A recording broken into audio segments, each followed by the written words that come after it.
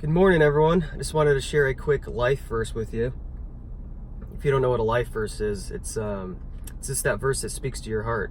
Everyone might have a different one. It kind of recenters you, kind of gets you on the right path, gets you thinking about God's will again. And most importantly, it reminds us what's more important in our life, which is God's will. And that's key right there. It's easy to forget when we're at work, we're around our friends, whatever we're doing. It's easy to forget who we are.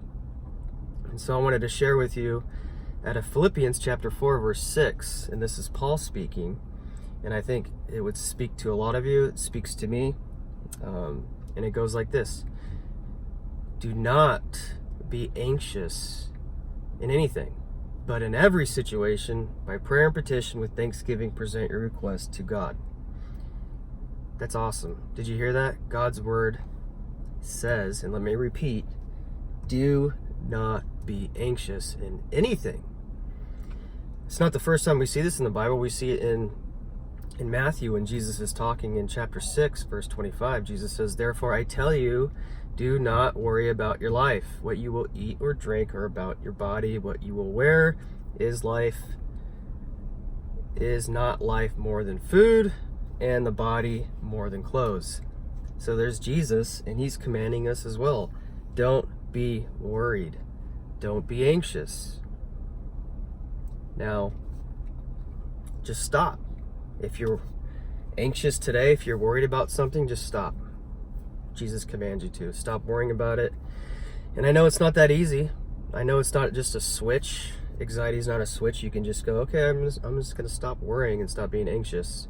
And that's why I love Philippians. Because right after Paul says, do not be anxious in anything, he follows with, but in every situation, prayer.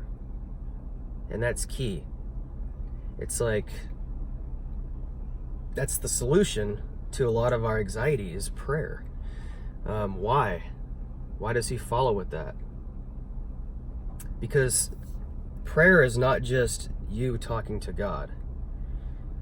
It's not just you conversating with God. It's also recenters your heart. It gets you thinking about God's will instead of your will. It transforms us, and it gets us to take the I out of our lives, and we start to go, okay, I know what I need to do now. I need to focus on God's will, not my own. A lot of our anxiety stem because our will's not being done, not God's. And when God or Jesus teaches his disciples to pray, he actually goes over this a little bit. He says, before you present your request to God, let's begin with this. Lord, your kingdom come, your will be done. Before we continue praying, let's get you guys recentered. What are we going to pray about? Well, first of all, it's going to be about your kingdom and about your will. So if you're feeling anxious today, I'm going to encourage you to pray. And it might not take care of your immediate situation. And I'm not talking about a little quick prayer. Oh, I did it. Done. Didn't work. Some people might take hours. It can take a lot of time. I've known people who prayed for 4 hours. You know, you can go lock yourself in a room. You can open up God's word. The Psalms are always good. And just pray to God. And it will recenter your heart, I hope, and refocus you. And so I'm just going to encourage you to do that today. Trust in him, pray to him, and be thankful. Thanks. Bye.